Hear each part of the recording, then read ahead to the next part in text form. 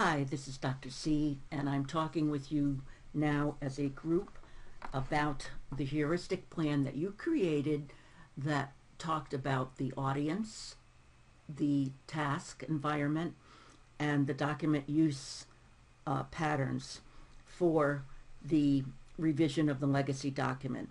And since there were common answers, or mostly common answers, I thought I'd actually take your answers and plug them into these three categories so we can walk through the expectation of your revision in a visual format. Okay, so let's start with audience considerations. In terms of demographics, you mostly all said that you were young adults, male, female, entering the job market, maybe some older adults, and they'd be typically from low to middle income families with an education level up to the 12th grade, and maybe college students who are working part-time or even college graduates. But primarily for this kind of document, you want to write to kind of an 8th grade reading level. User environments.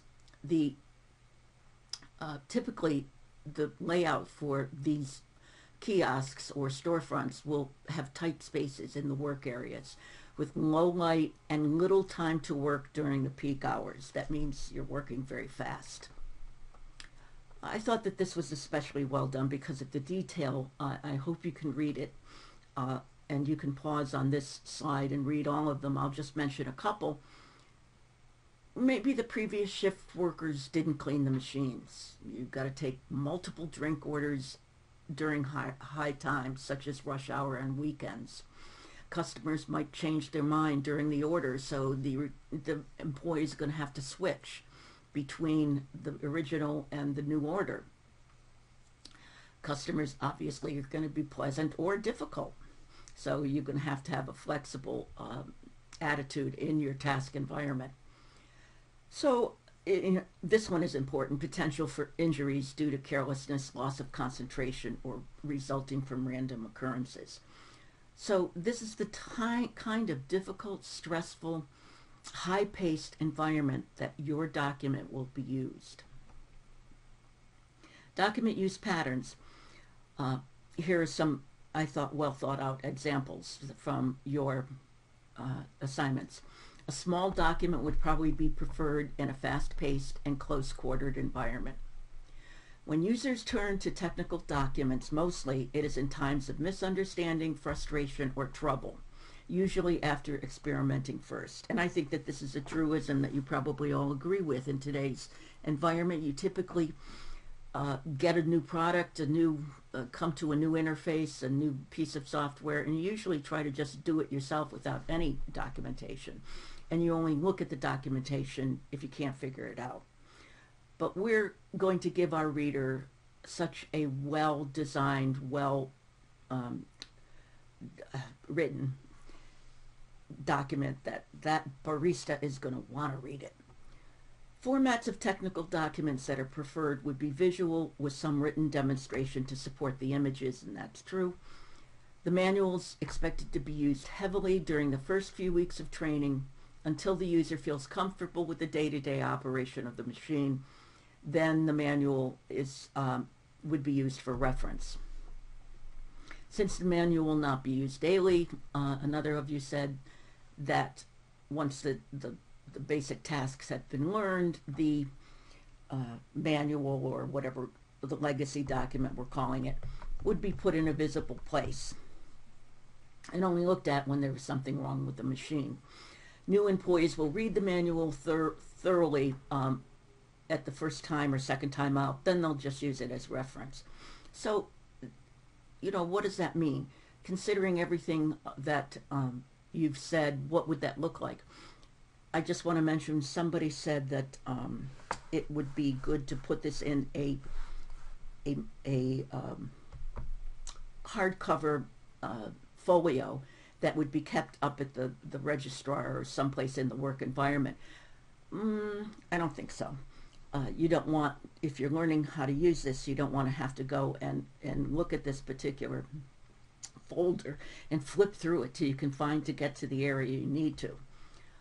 Others of you mentioned that you would be an environment with lots of spills and from coffee, and that laminating the document would be a good idea.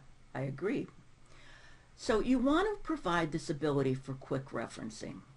You don't want to, and think now about the text that you created. Did you provide a table of contents? Did you provide a lengthy description? Did you go overboard on the welcome? Think about those as you begin to tailor what you've written for this new guide that we're going to talk about in a second. You don't need all of that superfluous material. What you want to do is to provide the kind of document that the user can pick up and hit the ground with running. Hit the ground running with this document. Okay, so what is that going to look like? It's going to look like this, a quick reference guide. Many of you have written quick reference guides, or if you haven't, this will be a wonderful tool to put in your portfolio and your toolkit. They are a well formulated and structured way of presenting text in a visual format, and that's what we're doing today. So this is from the a website that I'm providing in the assignment itself. Tom Johnson, whose blog I'd Rather Be Writing, is really a master of quick reference guides. So I'm giving you the link to his website that gives you many quick reference guides, tutorials. And I'm going to let him do the teaching on this because he knows it. So what might a quick reference guide look like? Here's an example of a quick reference guide that looks pretty good to me. There's some nice balance there. If you stand back and squint, so you don't really see the words, but you see white space and blocks of text and blocks of visuals. That's what you should do when you finish your quick reference guide. Stand back and look at it through squinted eyes to see if it is in fact balanced. Now going to chapter 16, written by Karen Shriver again, I think as our last chapter was, you see another heuristic for structuring content visually. I hope you read this entire chapter. It's just filled with wonderful information. I am not an expert in information design. I know the basics, but I don't know drilling down to some of the finer points that she mentions, and I hope you look at those and absorb those. If you take our PTC 605 and PTC 606 courses, those are our visual courses, you'll see that there are many finer points that you'll learn about creating visual design that we just aren't going to cover here. What I'm trying to do is to get you to look at a broad brush information design so that you're responding to the earlier heuristic plan of your audience, the task, and the document use patterns. So here we've got three phases that are the heuristic in chapter 16. Phase 1, group the content into rhetorical clusters. If you look into this chapter, you'll see that there is a cluster for a rhetorical cluster for instructions. You might want to just look at that as a starting off point, perhaps, for your visual design. Then phase 2, organize. And of course, these are reciprocal, so you go back and forth in between these. After you organize, you might want to regroup, etc. Here you would organize your clusters visually to show the contrasts. And finally, phase 3, signal structural relations. Here you'll look at visual hierarchy, headings and captions, etc. So what does this mean? You're now going to take the text that you created, and I'm hopeful that it's in a minimalistic writing style. You're now going to think of it, the text you created, in terms of a quick reference guide design. How can you accommodate the user's needs in a quick reference guide format. You're probably going to eliminate a whole bunch of stuff that you included in the legacy document revision, and that's a good thing. So I'll be giving you additional information on this. We want to extend the due date on this because I'm giving it to you late. Oh, and one other point. One student at least suggested creating an application on a mobile, and as the way to give this information to this particular audience who's probably young and very accustomed to using smartphones. And that might be a great way to go, but I just wonder if a barista is going to be able to hold a phone and do manual tasks.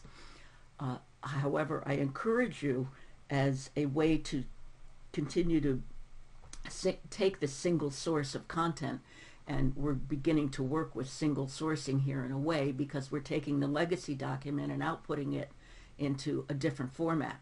You could take that output and further make it into a mobile output.